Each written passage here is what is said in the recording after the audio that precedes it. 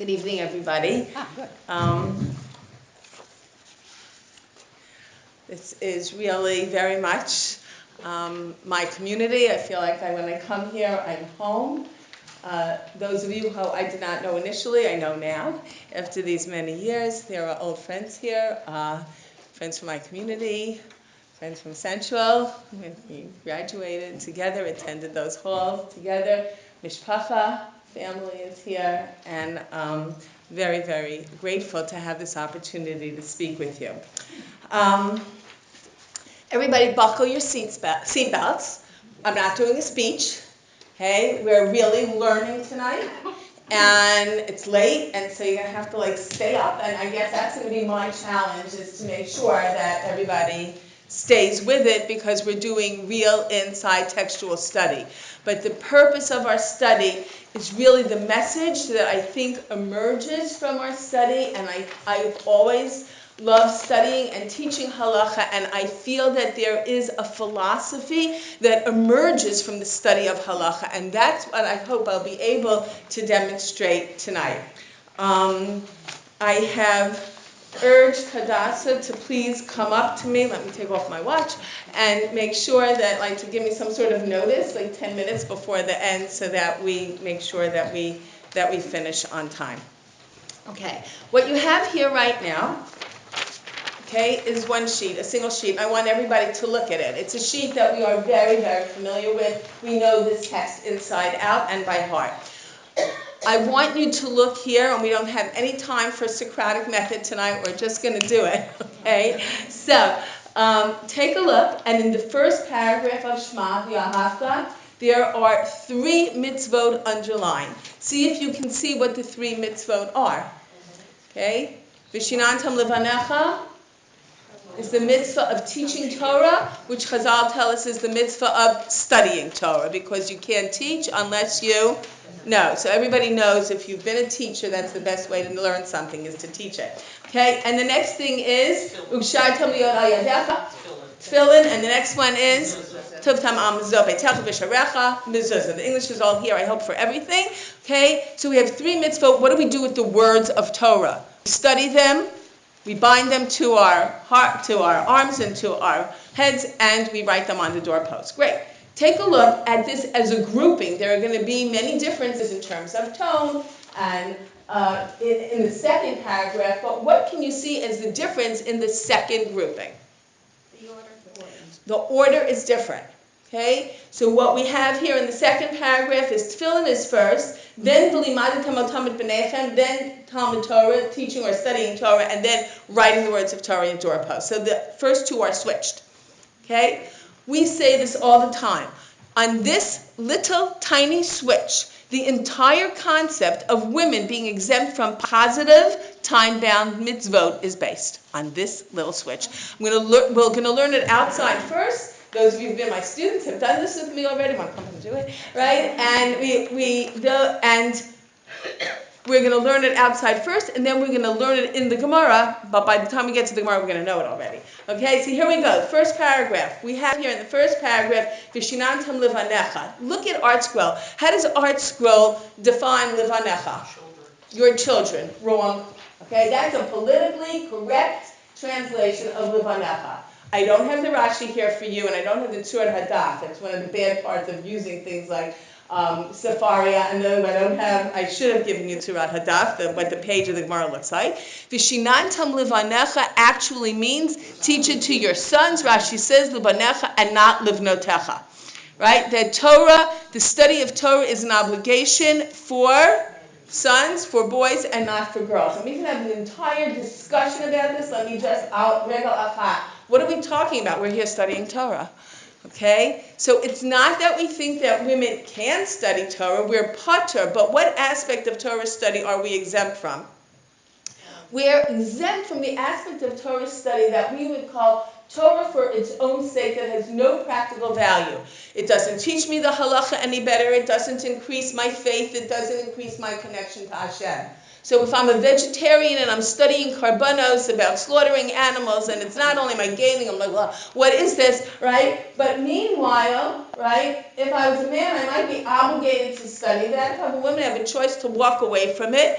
If I'm a woman and I want to do something else, play a game of tennis, so I'll play a game of tennis, and then I'll do something else, and maybe I'll study Torah. If I'm a man, I have to worry. Should I be playing tennis now, or should I be studying Torah now? Right? That's what we mean by the man is chayav to study Torah and she's patur. So a man has an obligation to study Torah and it's constantly under pressure. What should I be doing now? Should I be studying Torah instead of this? Okay. We learn things in halacha in many different ways. You could look at the end of at the end of Karbanos and Shacharis, right before Mizmor Shir.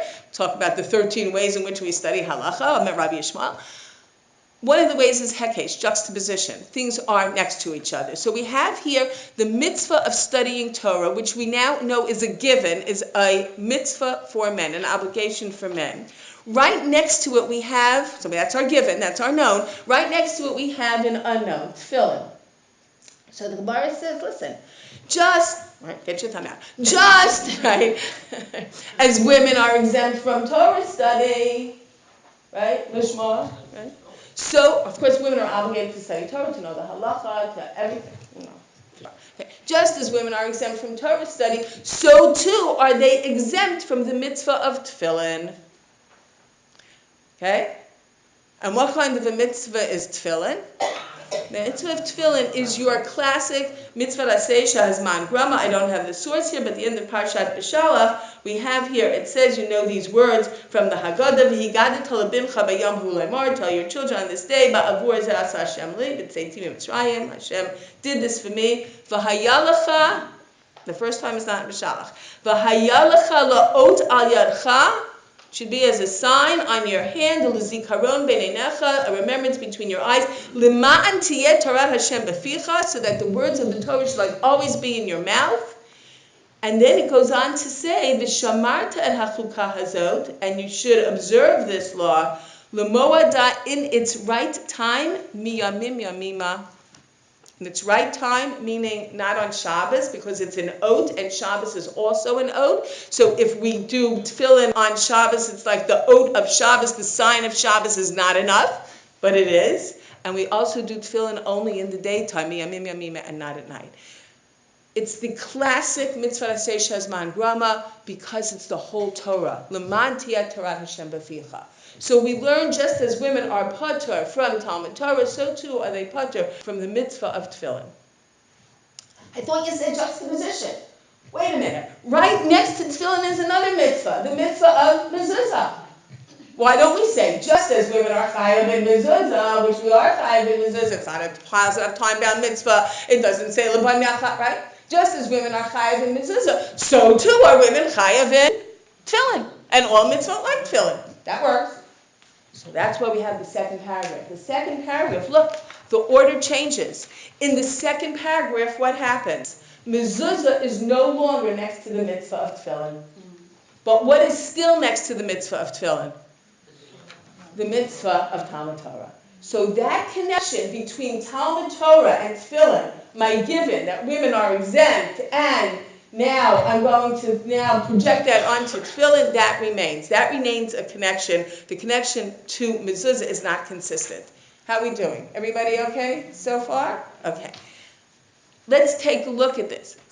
The Gemara then goes on to ask something else, which we'll do inside very easily. Take a look now at your stapled pages. At Kiddushin Lamed Daled, where this is found. It's your source number 1 on the right, and under it is the English. The Gemara does this. It comes at it in a different way than we came at it, okay? And it says the following: Mitzvah aseh shehazman grama nashim p'turah. Women are exempt from positive time-bound mitzvah. Minolan. How do we know this? Gamar, like Gemara. We learn it from tefillin. Ma tefillin nashim p'turah, right? Av kol mitzvah aseh shehazman grama nashim p'turah. Just as women are exempt from tefillin, they're exempt from all positive time-bound mitzvah, which I told you we can make the jump because of the nature of the mitzvah of tefillin. That's what's on the side, in the Rashi and the Tosfos, right? That we don't know, right? Okay, so how do we know that women are women are exempt from it. Tefillin, Gamar Lami Talmud Torah. We know that women are exempt from tefillin because of Talmud Torah. Do you realize that the Gemara assumes that we know that we're talking about the paragraphs of Kriyat Shema? I just want you to, this is why you need a teacher for Gemara. Because I just told you which Kriyat Shema. If you just did this, you wouldn't know, like, what are they talking about? Okay, so here we go. All right, it's Tefillin, right? My Talmud Torah, Nashim Torah. Just as we know that women are exempt from Talmud Torah, because it says, V'nechal nachv'nem techa, Tefillin, Nashim Torah. So too are women exempt from Tefillin. Comes the Gemara and asks the question, V'nakish Tefillin and Mezuzah. Maybe we should look at the juxtaposition between Tefillin and Mezuzah. So the Gemara says, Tefillin, the Talmud Torah, Itkish bein the Parsha Rishonah, bein the Parsha Shniyah. Tefillin and Talmud Torah are next to each other, whether in the first or the second paragraph of Shema.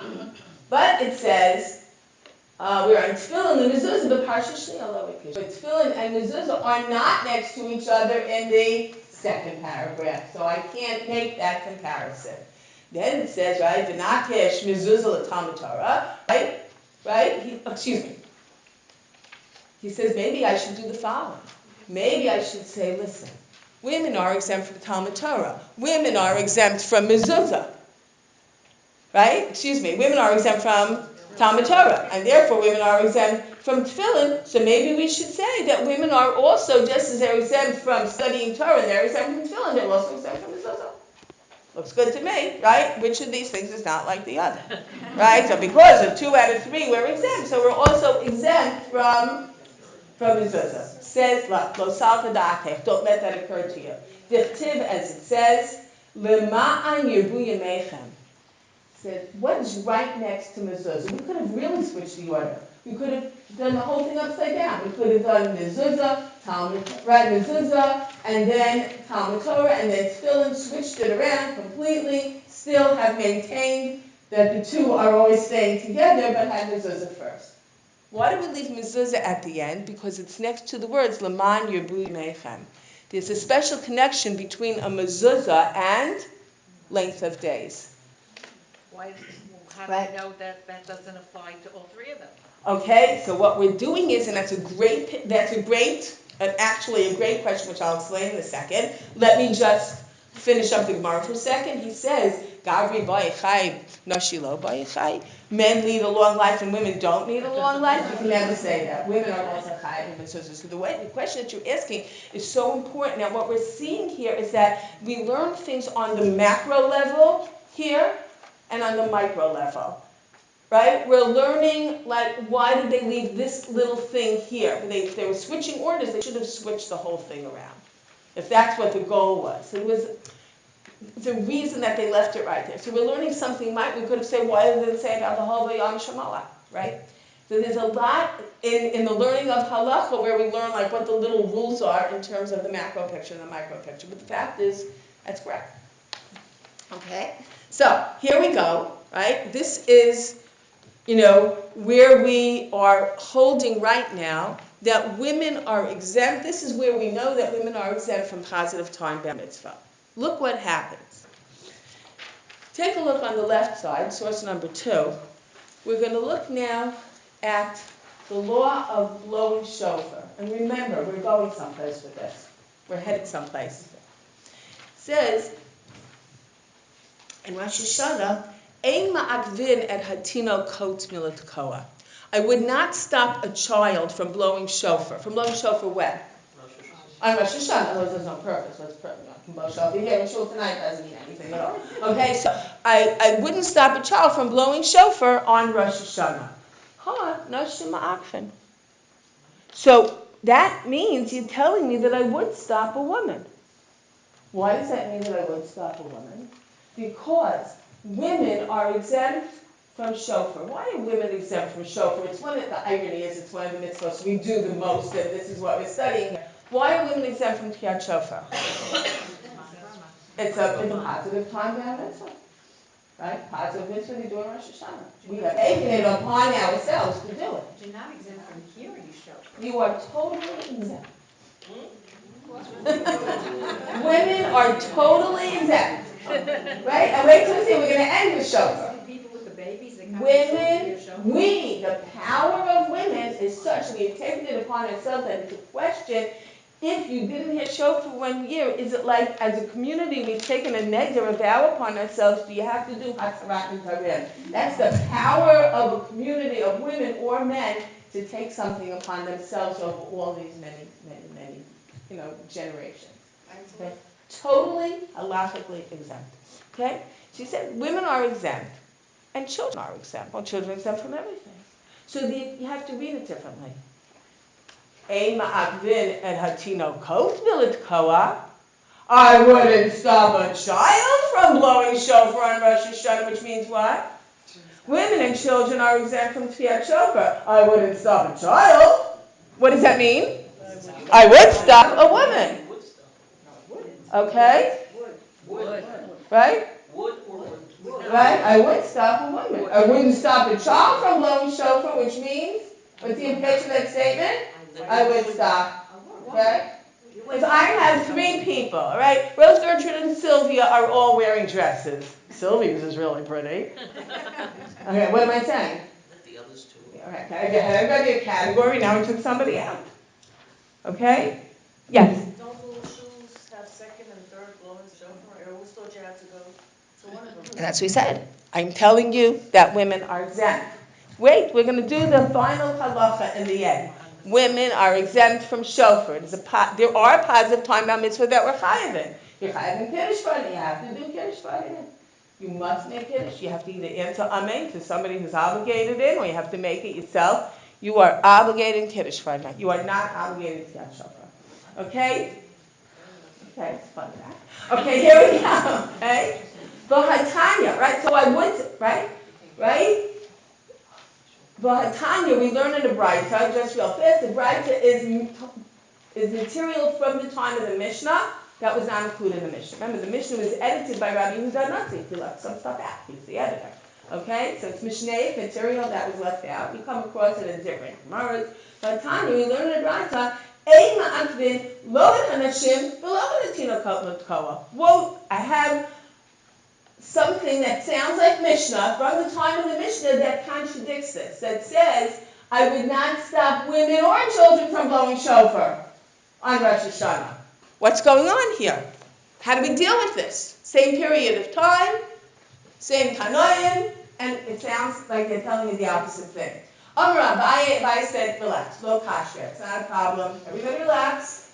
Ha Rabbi Yehuda, Ha Rabbi Yosef, Rabbi Shimon. This is how Jews relax. It's not a contradiction, it's a machloket. Okay? It's not a contradiction. It's 2 people had 2 different opinions. Oh, I feel so much better now. Okay, right? Here we go. So what does he say?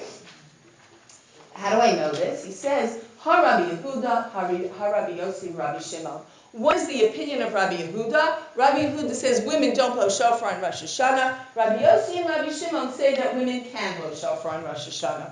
Okay? How do I know this? I know it, so I don't have a blackboard. I know it from another machloket that sounds just like this. There is another machloket where we know who the parties are. We know in that machloket that the parties are Rabbi Yehuda on the one side, Rabbi Yosef, Rabbi Shimon on the other. What is that one?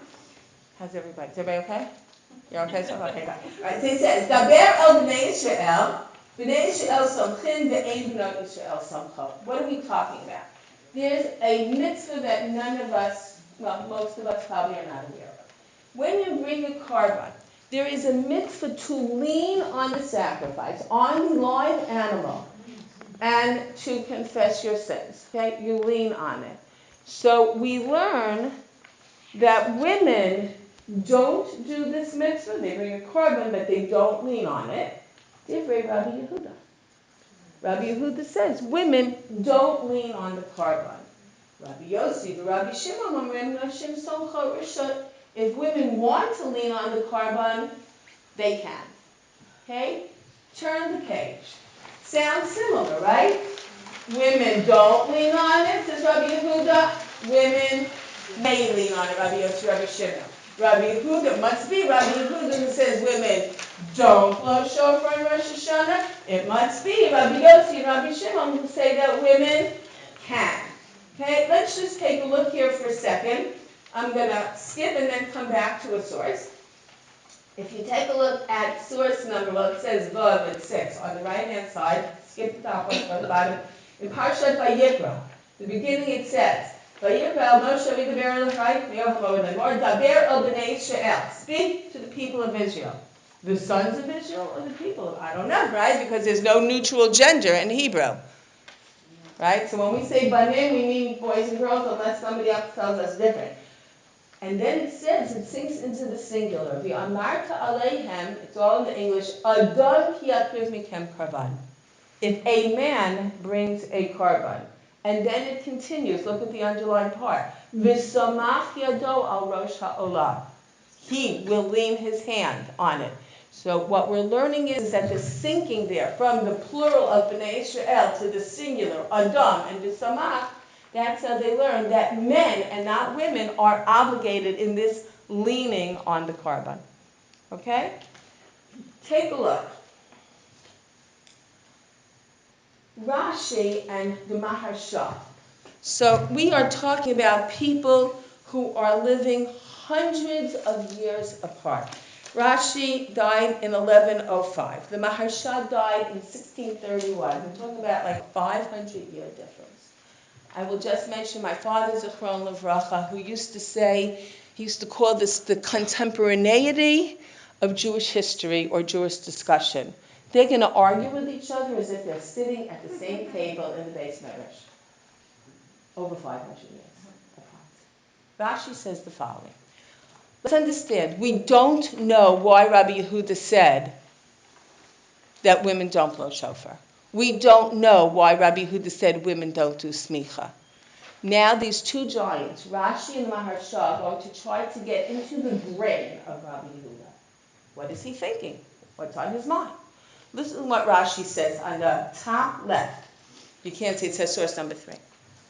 And Rashi says, on the words Hanashim Ma'akven, right? I would stop a woman. Dipituro Lagamre, because they're totally exempt from shofar, because it's a positive time down mitzvah. The mitzvah that says man gramahi, the chitiki ika b'tosef. And therefore, if you're totally exempt and you blow the shofar, you are violating the rule that's found in Sefer Devarim Parshat V'Chanan that says you cannot add to the Torah. You are not obligated in this mitzvah. Now you're doing it, so now you're violating adding to the Torah. That must be what Rabbi Yehuda is thinking, why a woman can't blow shofar. 500 years later, the Maharsha comes in, and what does he say? Take a look right under it. I have it in the English as well. He's like yelling at Rashi through the centuries. I don't know what Bal Tosef has anything to do with this, Rashi. What are you talking about? Ella, this isn't Bal Tosef. Bal Tosef is if you do a mitzvah and you add to the mitzvah. So the example that's given, if you look in the article, that's the example that they give. Like if we have Daled Minim, 4 right, species that we hold together on sukkahs. And let's say you decide to put a chrysanthemum in with the ugly arabos. Okay, let's say that's what you decide to do. Okay, it's nice. I have my Daled Minim here, and I'm done. It's very nice, and I added some chrysanthemum. What's the problem with that? The problem with that is now you don't have 4 minim, you have 5 species. Or let's say I decide to add a 614th mitzvah. So we either change what the mitzvah looks like, or I change the Torah. Okay, we're not going to have this whole discussion about rabbis added mitzvahs, but they're different than the ones that I'm telling you. They may have answers. Well, there's answers. Okay, there's answers. Okay. So that they had to be very careful when they added a mitzvah, not to violate adding a mitzvah. Okay, so that's Bal Tosef. Somebody does a mitzvah that they're exempt from, that's not adding to the Torah.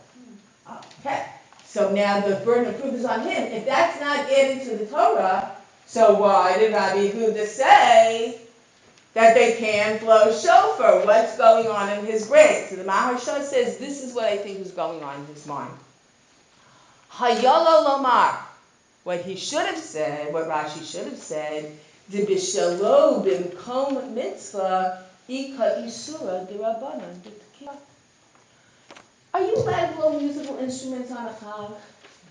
Play the piano, blow a trumpet? You can't. We're not allowed to do that. There's one big exception. When are you allowed to do that? When it's a shofar and it's for the purpose of the mitzvah. So, for example, if you come home from shul and you want to play cats on the shofar, can you do that? You can't. Because you're using it as a musical instrument. You're not using it to do the mitzvah. Oh, look what the Maharsha says. I think that Rabbi Yehuda thinks that if you're blowing a shofar on Rosh Hashanah and you're not chayav, maybe not only are you not getting a mitzvah, but you are getting an adera of blowing a musical instrument. And that's why women can't blow shofar. Okay, what about the smicha thing?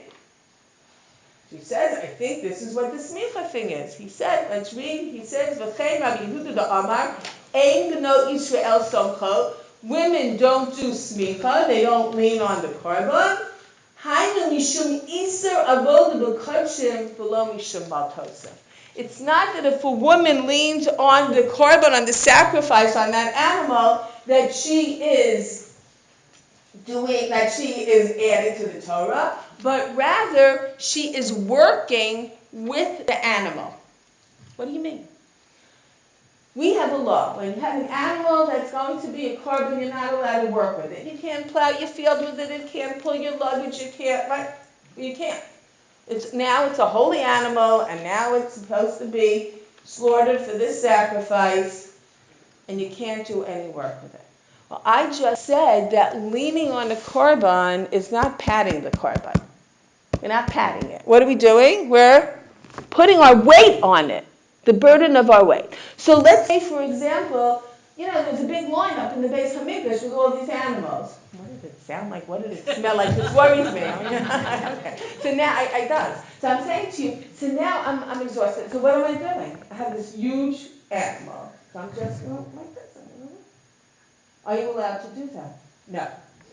Because you're using the animal to carry your weight to lean on it. That's called avodah b'kodshim. So Rabbi Maharsha says maybe what was on Rabbi Yehuda's mind is the following. Maybe if a woman does smicha b'korbanot, not only isn't she getting the mitzvah of leaning on it, but what is she doing? She's putting her weight on the animal, and therefore she is using the animal, working with it, putting her weight on it, and she gets an avera. So, what? Why not men? Because there's a mitzvah, just like shofar. So now you just hit on something. Who cares? Who cares what's going on in Rabbi Yehuda's mind is Rashi's thought process or Maharsha? Who cares? He says you can't do it. You care a lot. Because if it's Rashi, then according to them, you, Rabbi Yehuda, would say that you can't do any mitzvah you're exempt from. It's Baal Tosef. If it's the Maharsha's view, then these two mitzvot are in themselves exceptions to the rule. I'm leaning on an animal when I never should, except I have to because now I'm obligated to, so therefore if I'm a man, I'm obligated to. If I'm a woman, I'm not. Right? So these two are exceptions to the rules. That only applies here. Rabbi Yehuda's view only applies here. It doesn't apply across the board. If he holds like Rashi, it applies across the board. How is leaning on an animal a mitzvah that's time-bound? It's not. It's not time-bound. All we're saying is that this particular mitzvah women were exempt from, and we were learning it. We were saying that there was a machloket, that Rabbi Yehuda felt that women can't blow shofar. It must be that it was Rabbi Yehuda who felt that women can't blow shofar, Rabbi Yossi, Rabbi Shimon who said that women could, and then right? And because they're the ones who said that Rabbi Yehuda said women can't do smicha, Rabbi Yossi, Rabbi Shimon said that women could do smicha. Nothing to do with time now. It was how we were trying to resolve this terrible contradiction. Right? Where one person said women don't blow shofar and somebody says do. I want to show you something fascinating. I will allow you to draw whatever conclusions you want. Look at the Sifra. By the way, none of what we're doing is extraneous. This is all, we're going to use all of this as we come to the end. The Sifra, which is the Midrash Halacha and Vayikra. Okay, we have Midrashim on the Torah, the little stories that we don't know, Avraham and Ur Kasdim and the furnace and all of this, those are Midrashim. But we also have Midrash Halacha. How do we know what a sukkah looks like? Okay, doesn't say anywhere. That's in the Midrash Halacha. What halacha from these psukim? So the Sifra is the Midrash Halacha on Vayikra. The Sifri is the Midrash Halacha on Bamidbar and Devarim. Okay? And the Mechilta is the Midrash Halacha on Shemot, and there's no Midrash Halacha on Bereshit because there's not too much Halacha there. Okay, so here we go. The Sifra says the following. He's using the pasuk we said. Deber al b'nei Yisrael. I'm going to skip down to the bottom, our pasuk, and look. Let me see. 3 lines from the bottom of this source, right? Where we said that Rabbi Yosef, Rabbi Shimon said that women can do leaning on a korban if they want to. How did they know that? Amar Rav Yossi, Amar li Abba Elazar. Rav Yossi said that Abba Elazar told me. Abba Elazar lived during the time of the Beis Hamikdash. And this is what he said to me. Hayalanu egel zivchei shlamim. We had an egg that we bought for a korban shlamim. V'hotzanuha le'ezrat hanashim. We took it out to the Ezrat Nashim, which is just a euphemism for the all-purpose room of the Beit HaMikdash, where both men and women could be. The Azarat itself is a very narrow place. V'samchu alav hanashim. I saw it with my own eyes. We brought out a korban into the Ezrat Nashim, and women did smicha. I saw it. Lo mipnei shehasmicha b'nashim. Not because we thought that women are obligated to do smicha. Ela mipnei nachat ruach shel nashim. But they derive spiritual pleasure from doing it. And so he told them, here, do it. Interesting, right? Now, of course, this is not a halakhic proof. It's not a svara. It's not a logic proof. It is an anecdotal proof.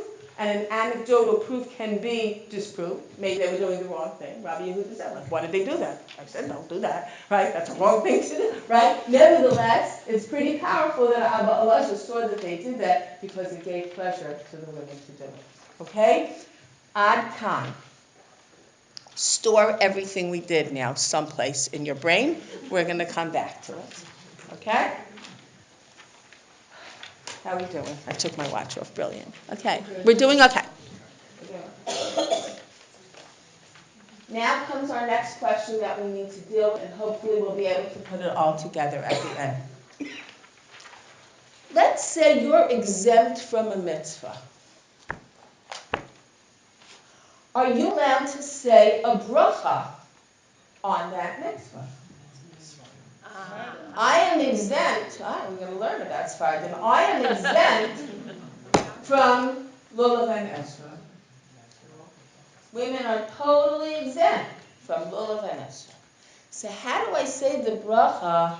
Asher kidshanu b'mitzvotav, that you sanctify me with your commandment. V'tzivanu, and you commanded us, right?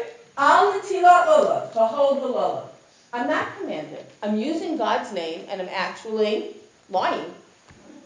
I mean, I may want to do it, but I'm not commanded. I'm exempt. So how do I say those words? So, of course, we're going to see. There's going to be 2 opinions. Take a look at this story in Baba Kama, which also appears in Kiddushin, Lamed Aleph. Okay? Lamed Aleph. Here's a story in Kiddushin. You may have heard this at a bar mitzvah. It's a very popular thing to discuss at a bar mitzvah. Again, I'm sorry, not what the Gemara page looks like, just the text. Blind people, chayav or pater in mitzvah, obligated or exempt. You're blind, Rahmana litzlan, obligated or exempt in the mitzvahs of the Torah. What do you think? It depends on which mitzvah. What? It depends on which mitzvah. Interesting. Kiddush. Why not? Why not? Because you don't have to memorize Kiddush. But if you're blind, you do have to memorize Kiddush. And how did you get the wine? What if you're living alone? That's a whole, but You know, when you deal with law, you always have to deal with every case in law. If you want to be a lawyer, you can't say, oh, no. You can't do that. You have to say, well, what happened in this situation? Otherwise, the law is invalid. It has to apply across the board. Okay? I know, but that's a necessity. What happens if you don't do a mitzvah that you're obligated in? You get an avera. So do we want to punish him?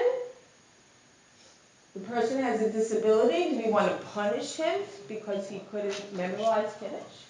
You have a question? It's a serious question.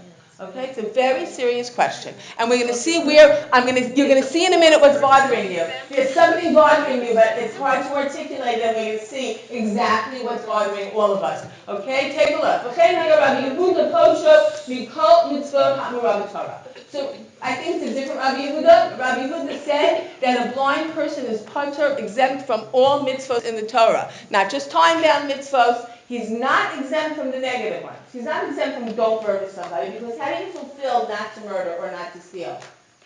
You just sit there, you murder somebody, you don't steal, okay? Right? It doesn't take an action to not murder. It doesn't take an action to not steal, okay? But he exempted him from all the positive mitzvahs in the Torah. He learned it out a certain way. Let's skip down a line or two. We'll have to work here, okay? Look where I underlined Omar Rav Yosef. Okay? Rav Yosef was blind. Omar Rav Yosef, and here it's in the English as well. Omar Rav Yosef, Meirei Shava Amina, Ma'anda Omar, Halacha, Rabbi Yehuda, the Omar, Suma, Pacha, Min HaMutzvah, Pa'adina, Yom Tov L'Rabbanan. Rav Yosef, who was blind, said at the beginning, this is what I used to say. Person who says to me that the halacha is like Rabbi Yehuda, namely what? That I'm exempt from all the mitzvot, because I'm blind, I'm going to make those rabbis a party. Whoa! I am voting for blind people being exempt from the mitzvah. My timer, what's the reason? Because I wasn't commanded. Rabbi Yehuda said, I'm patur, I'm exempt. I wasn't, guess what? I do them anyway. Get extra credit. Yes, so you get extra credit. So that's amazing. He wants more schar. I get more reward because I do it anyway. Okay? So he says, Vahashta, but now, the Shemei Lahad Rabbi Chanina. I heard that Rabbi Chanina said something. The Amar Rabbi Chanina said, Gadol ha-mitzuveh v'yoseh, v'misha eino mitzuveh v'yoseh.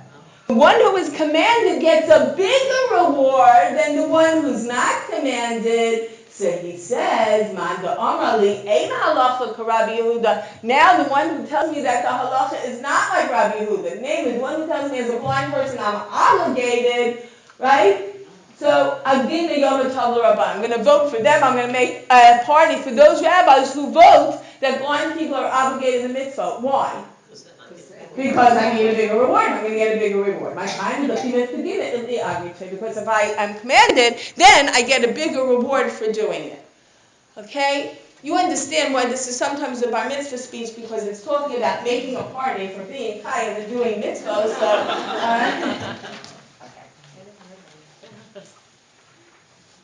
we're going to learn, this is like a story, it's Haggadah, and yet we're going to learn halacha from it.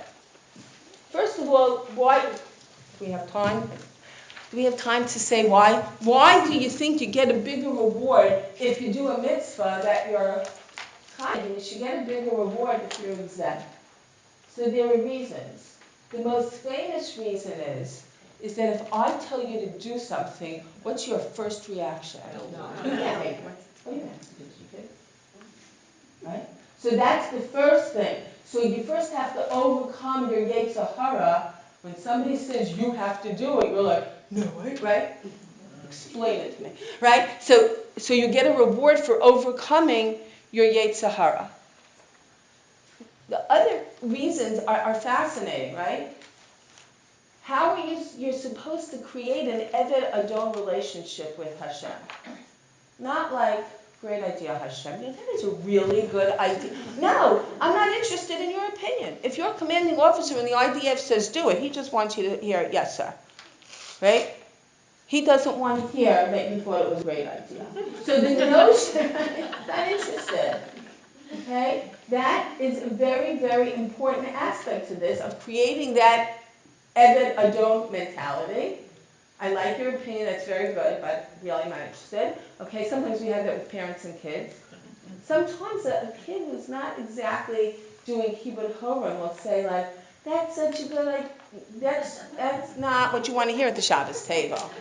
Okay, all right? And the other one has to do with the fact that we do it differently if we're obligated. I have discussed this over many years. It's like taking a course pass-fail in college. You take it pass-fail, and you study for a C.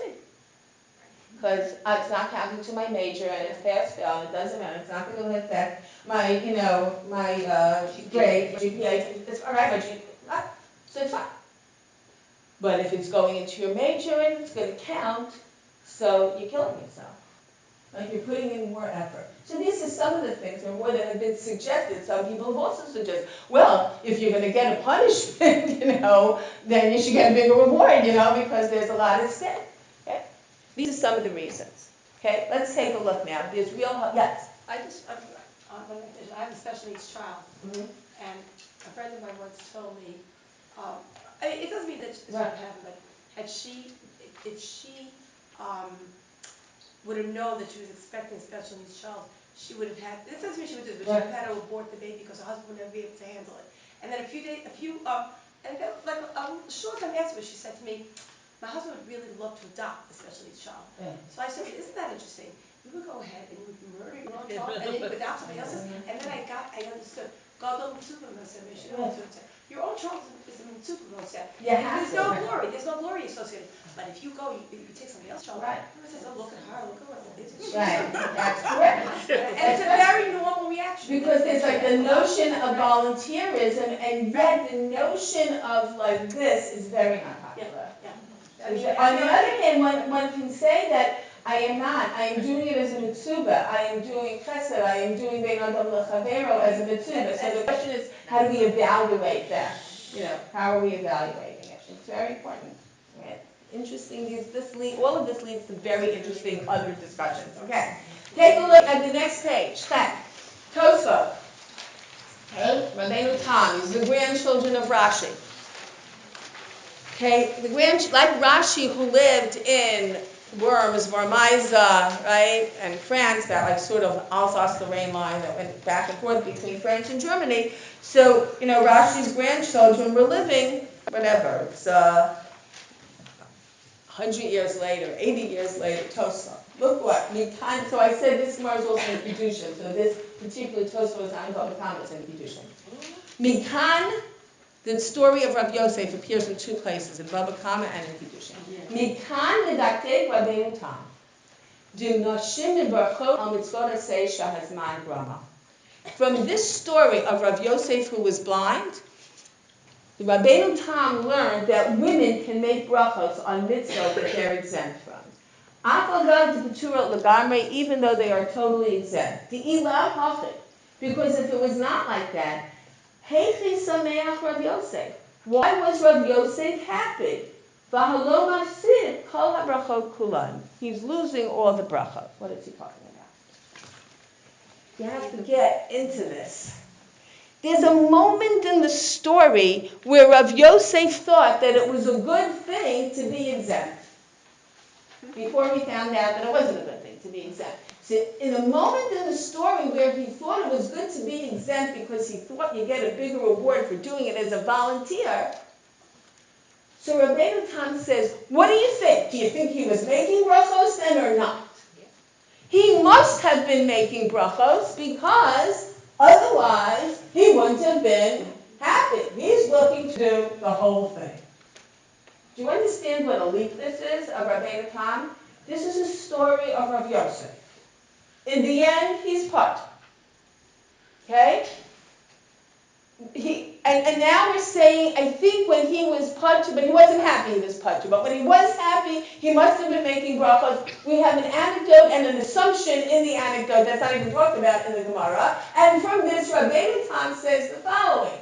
If blind men who are exempt can make brachot, i.e. Rabbi Yosef, who was exempt, can make brachot, which he must have been making, even though I don't know he really was, but he must have been, otherwise he wouldn't have been happy that he was exempt, right? I mean, that's the parenthetical case, right? Then, women who are exempt can also make brachot when they're exempt.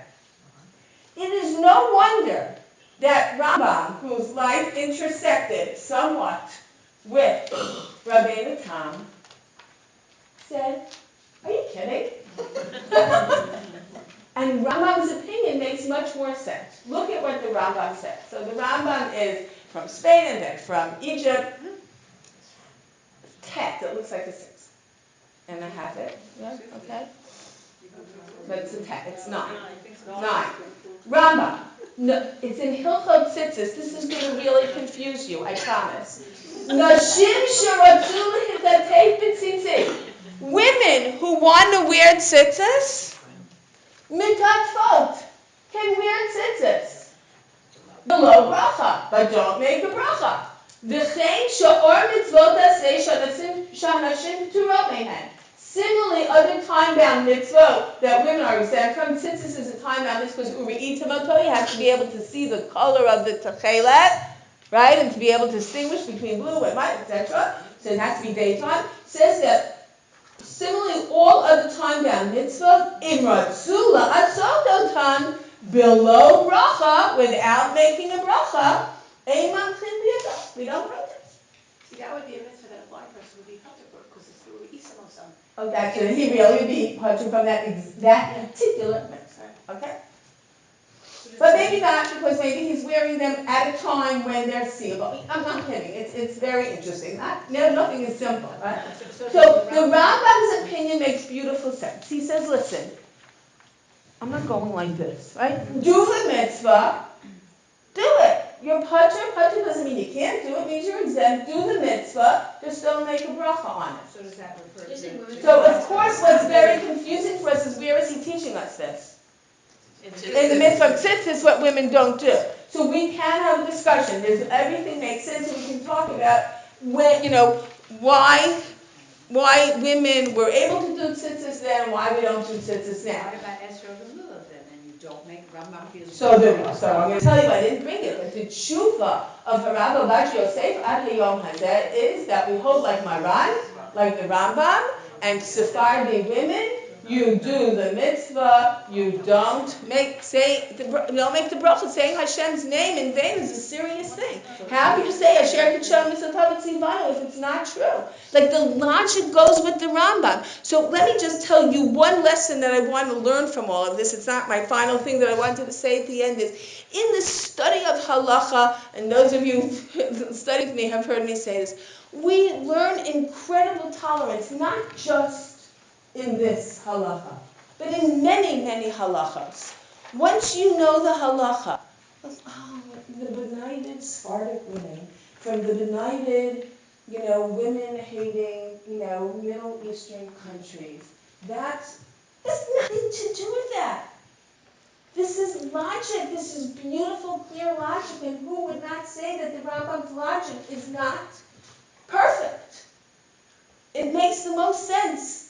Have respect for people. Have respect for their Masorah. You have one Masorah, Sephardi women have another Masorah that makes just as much sense. Don't feel sorry for people, right? It's based on something very important and very serious. Halachic reasoning, real halachic logic. What happens now? So comes along Rabbeinu Nissim, right? Years later, I think the irony of Rabbeinu Nissim is that he himself is Sephardi, okay? And he actually comes to the defense of Rabbeinu Tam, okay? Because we're dealing with svara, we're dealing with logic, we're not dealing here with halacha psuka. What are we actually going to do? So look at what he says. There's a lot to read. I'm just going to do like the end. I underlined here, there's all kinds of reasons that we're concerned about. Is it a bracha levatol? You're making a bracha that you should be making using God's name. Like, in other words, if you say borei pri ha'etz, but there's no apple there, That's a bracha for no reason. You're saying God's name in vain. So there was some concern. Is it saying God's name in vain if you say a bracha on a mitzvah that you're exempt from? There's a lot of reasoning that says it has nothing to do with that. You're not saying God's name in vain. Nevertheless, logically, how can you say words with tzivah? So look what he says. We can push off everything I just said about why it's okay to say a bracha, why it's not saying God's name in vain. Summa l'Rabbi Yehuda, the blind person of Rabbi Yehuda's case, who is exempt from mitzvot. From a Torah perspective, the blind person is exempt. But the rabbis obligated him. Why? This is what was bothering him. If you are exempt, not just from positive time-bound mitzvot, but from every positive mitzvah in the Torah, what don't you have? You have no positive Jewish identity.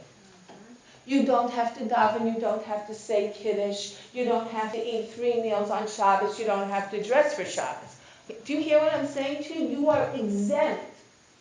So the rabbi said, listen, I have this person who's, you don't get your Jewish identity from a prohibition against murdering. That's not where Jewish identity comes from the positive. It says therefore, the blind person will have no identity as a Jew.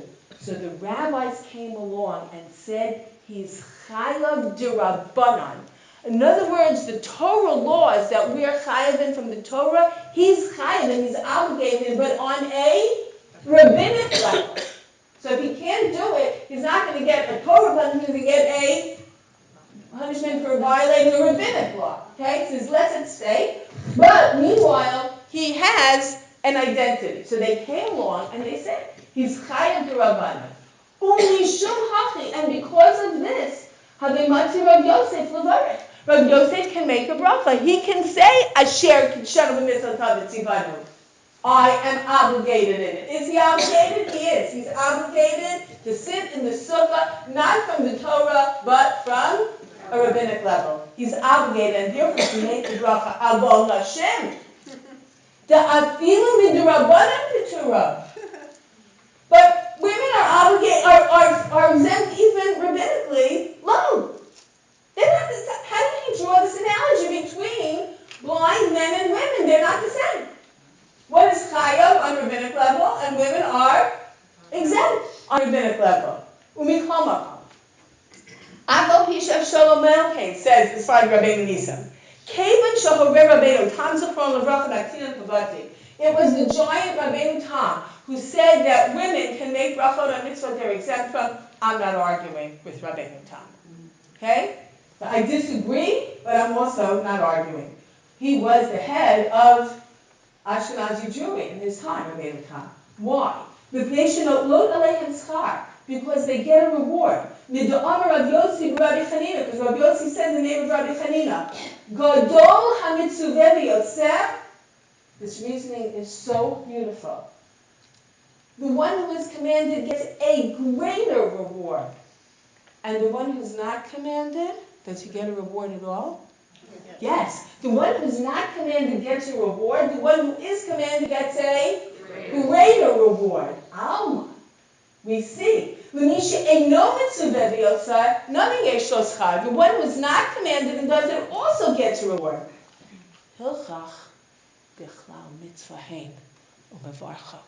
For what do we get rewards? Do you get rewards for waking up, tying your shoes? What do you get rewards for? You get a reward for listening to Hashem. Somewhere you're in the category of a mitzvah. Oh, you happen to have a personal exemption. But are you part of it? You're part of it. You have a personal exemption, but you're in the system. It's not like if I say I'm a Yisrael and I want to duchen, I want to do Birkat Kohanim. You're not in the parsha. You can't do that. That's like I'm exempt from. No, you're not exempt from Birkat Kohanim. You can't say Birkat Kohanim. But if you're exempt, that means I thought to make you obligated, but there were circumstances. See, he said, so therefore, because they get a reward, that tells me something. That tells me that on some level they're responding to a commandment of Hashem. And therefore, once I reason that you get a reward, and therefore on some level you're responding to a commandment of Hashem, what do you get to say?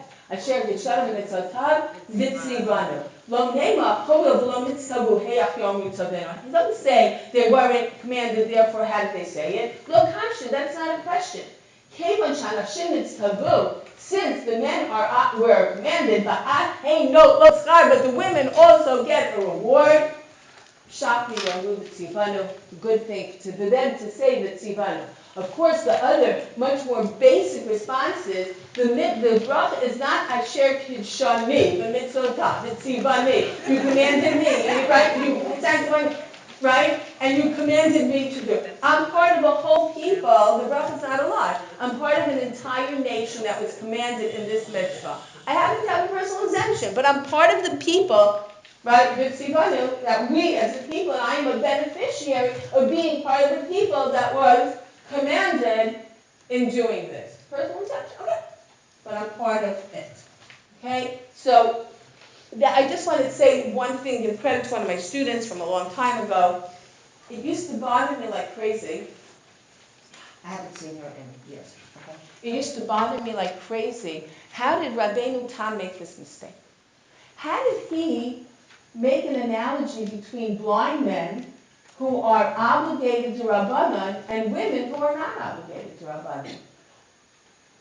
I would feel this and I would say, don't you see it? Like, how could you not see that?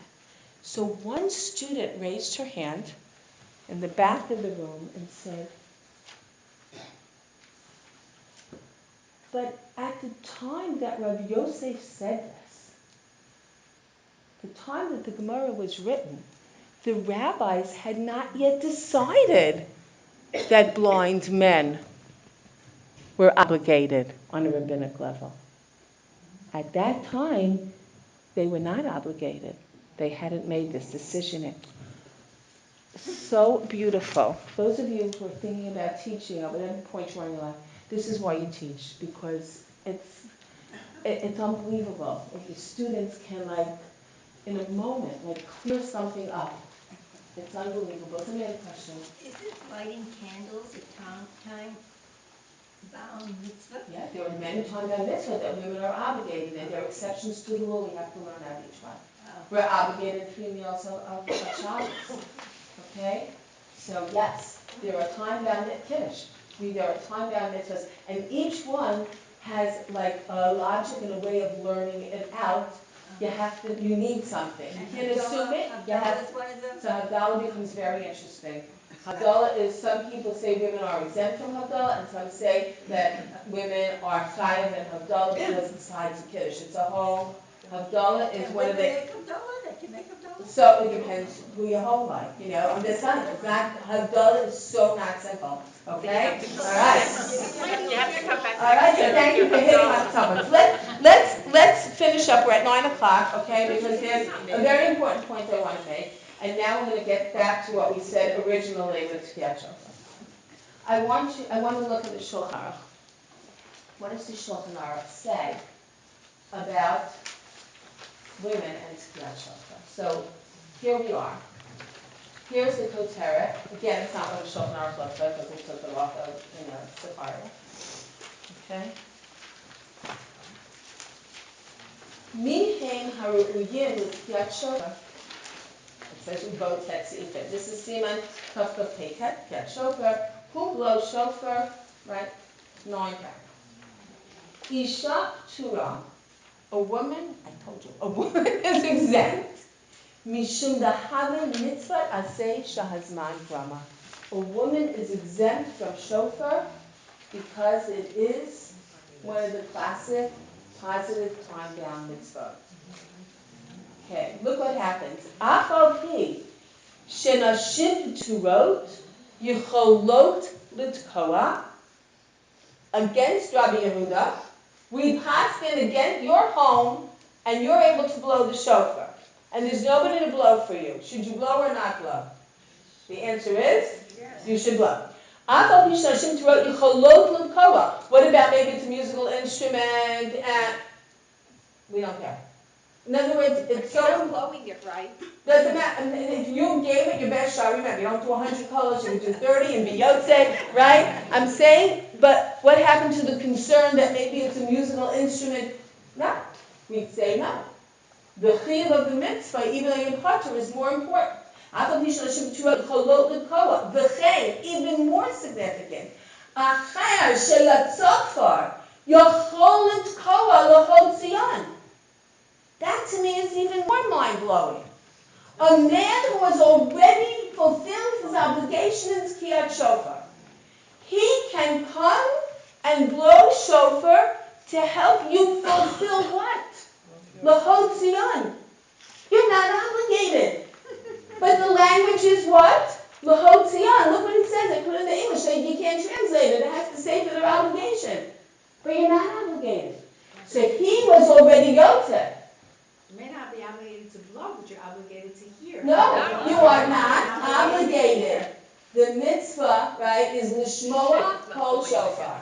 That's the bracha that we say. We don't say al schedule, we say l'shmoa kol shofar. So, You're obligated to hear it. but you're not. Women are chayta. Okay? So he said, isn't that amazing? He was already Yotzei. He said, listen, I was already Yotzei. I can't do it again. You are not chaya. No. The Shulchan Aruch says, even though they already fulfilled their obligation, the Yacholetz Kol HaHotzion, he can come to fulfill her whatever, right? Aval, what? This is the Shulchan Aruch, he's the Sfaradi.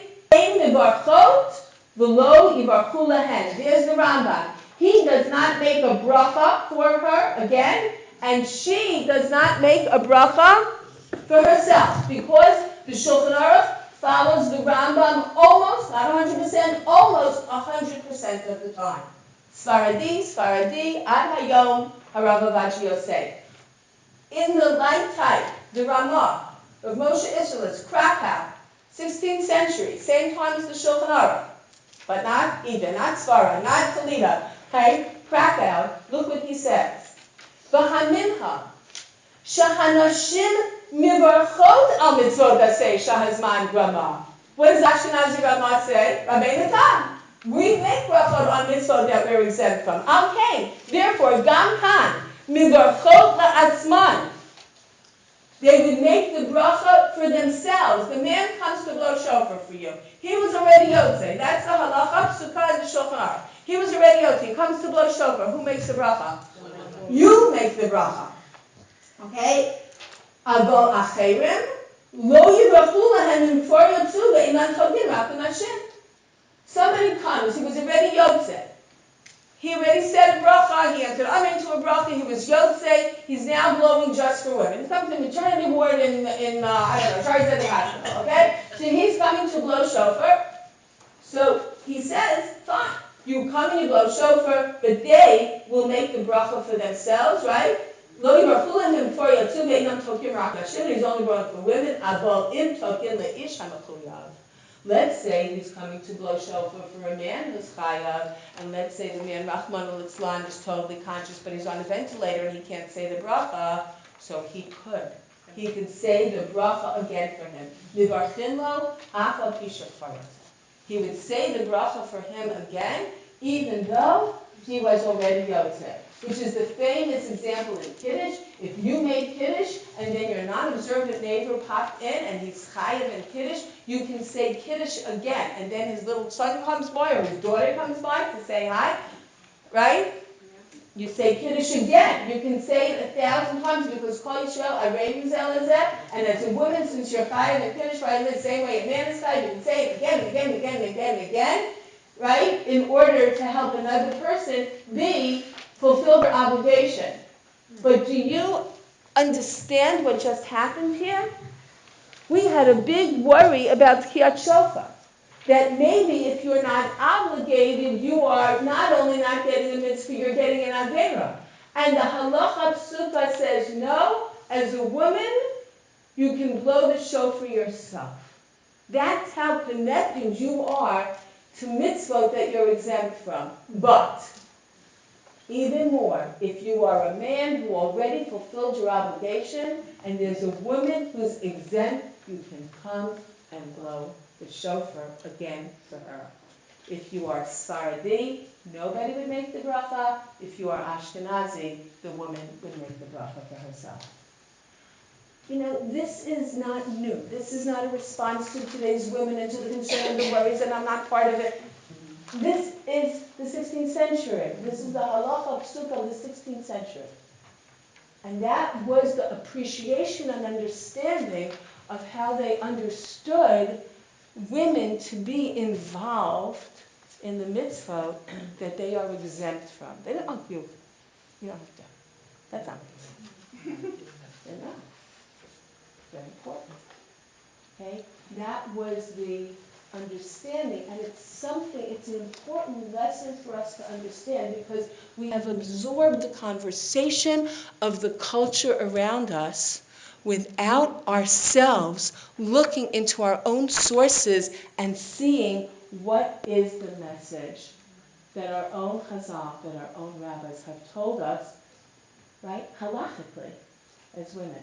Very different than what's going on out there. What about the issue of tefillin? Okay. Anybody who wants to go is free to go. I'm happy to talk about tefillin. I just ask you real quick. Sure. If you had a woman who couldn't make the bracha, she was on a ventilator, then would the man make the bracha? No, The blow? no, because, let me just say one thing, if you have a second, and we're not going to take this more than 5 minutes. The whole concept of brachos is Rabbanan. What matters more? Please feel free to go if you have to go. The whole concept of brachos is a rabbinic thing, except for Birkat HaMazon, and some say also Birkat HaTorah, which may be from the Torah itself. What are you yotze in a mitzvah if you don't have kavanah? So the example is in Tiyat Shov. You walk by a shul here, and you're blowing shofar, and you're walking with your friends. Were you yotze or not? So the answer is, if you had kavanah, if you had intention to be yotze, you were yotze. If you had no intention to be yotze, you're not. So the rabbis made brachos so that you would always know, okay, I'm focusing, I'm being yotze. But what is the important part? The bracha? No, the act, the mitzvah. Okay? So the concern was that you saying Hashem's name in vain, but the thing is the act. So this woman doesn't need to say the bracha or hear the bracha. What she needs is to be able to hear the shofar and to focus on hearing the shofar, the shem mitzvah. Okay, fill in very quickly. Fill in very quickly. Tefillin is like every other mitzvah. Women are exempt from it. That's not usher. It is not usher for women to put on tefillin. It is not usher for women to put on tefillin. The problem is as follows. There's a real problem. There's a discussion in halacha called chetz gavra. Is it the person or is it the object? And it's not the woman that's the problem. The problem is the tefillin. I'm going to prove that. When you're wearing tefillin, you are wearing a Torah. You are wearing cloth. You're like wrapped in a Torah. When are you supposed to wear tefillin? When is a man supposed to wear tefillin? All day. Why don't men wear tefillin all day? But they have more reason to be. Your brain can't be clean all day. Okay? You need to go to the bathroom, whatever, you can take it off. It's your brain. Because you're talking about the stock market and the kids, and you're talking about a million things. I've been to shul in the morning, and I am telling you that men are in big trouble. I don't know, it's not good, okay?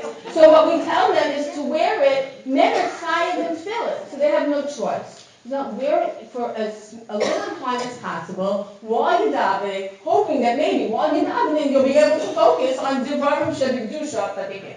So, a woman is not chayav in tefillin.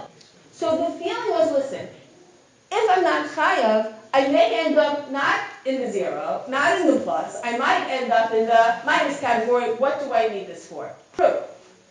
We just had Hanukkah. How many people here held a candle in the hand of the 2 or 3-year-old child to light those candles?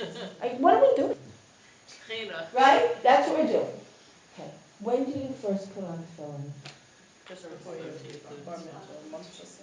A candle, I'll give you when you're 3 years old. But tefillin, 1 month before, okay, we'll let you. Okay, maybe we'll take you to the kodelim, but 4 weeks before, we'll put on the tefillin, okay? Do you understand what we're talking about? You are talking about something of such enormous holiness that we have women in history who wore tefillin. But the consensus isn't, why do I want to get involved with this?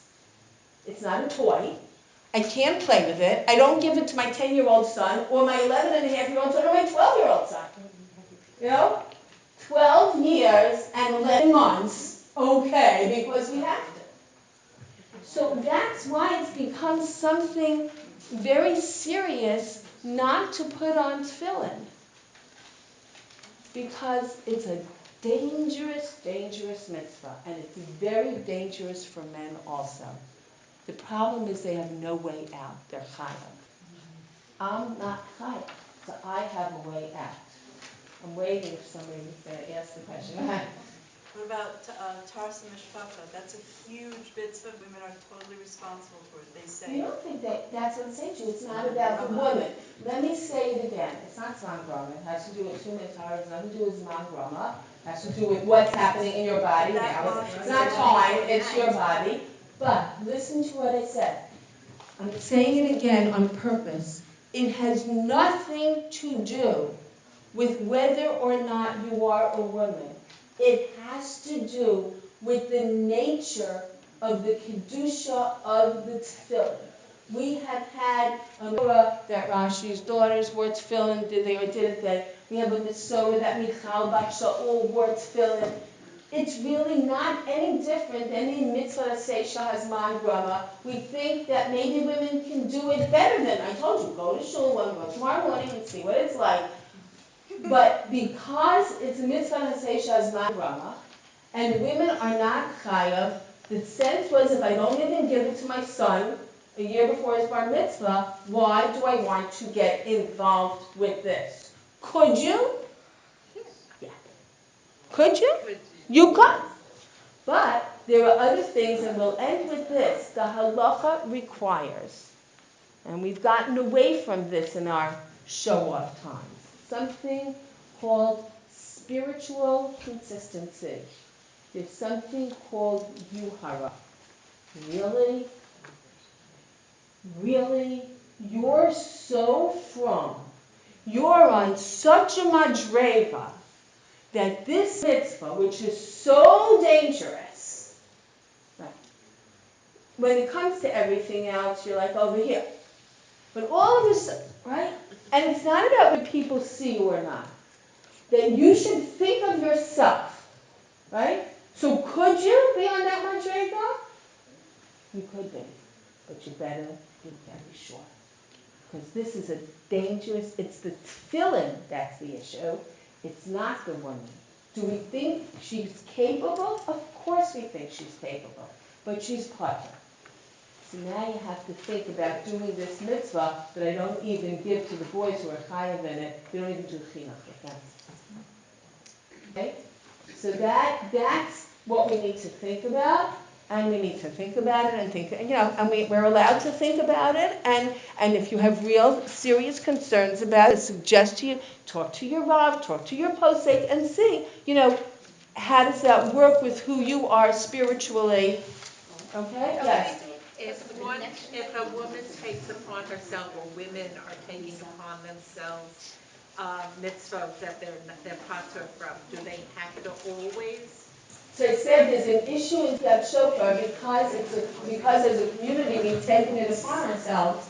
So now is it like a neder? You have to be, doing Hakarat Nedarim. Or sitting in the sukkah. Can you sometimes sit? So I would say you have to have in mind, I'm not doing this. I'm not taking it upon myself. I'm doing it b'li neder. I'm doing it now. That doesn't mean I'm doing it tomorrow. And if you want to put on tefillin, do you then always have to So put on that's tefillin? the first step is you have to deal with could you even put on the tefillin. That's the first step. Right. Let's assume that So then that's you good. have That's the a right. whole. That's a very. Then you It's have to. the same question we have with Mara. Women are not chayav in Mara. So one of my daughters, after davening Mara for many years, it was exhausted from her kids, actually did Hataras Nidarim regarding the saying Mara, but now only davens Mara when she's able to and not always. All right, everybody, really, it's mamash. I always say my brother. Anyway, thank you so much, everybody. that was. Very incredible, and if there are more questions, Abby is I'm here, she'll here, be I'm happy not running out. to answer them. Just give me one more minute. Our next shiur will be on Wednesday, February 26th, with Dr. Yael Ziegler, and her topic is Face to Face with God, Moshe's Extraordinary Relationship. We look forward to seeing you There then. will be many differences between this binds the individual, this binds the community. That's why you just you could do the whole day long just on the first two paragraphs of Kriyat Shema, independent, with our halacha being